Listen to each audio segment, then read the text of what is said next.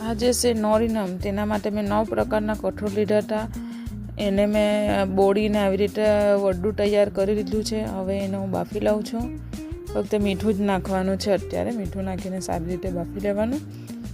અને જ્યારે બફાઈ જાય ત્યારે પછી આપણે આદુ મરચું અંદર ઉમેરી દઈશું. અને જમવા બેસીએ ત્યારે આપણે ઉપરથી સિંગ તેલ મૂકવાનું છે. તો ખૂબ જ સરસ લાગે છે આ ખાવામાં. તમે પણ નોરીનેમ કરતા હોય તો કોમેન્ટમાં જણાવજો.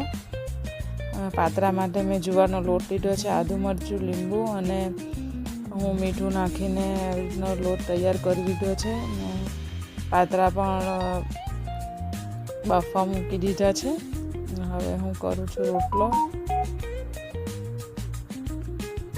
રોટલો થઈ જાય પછી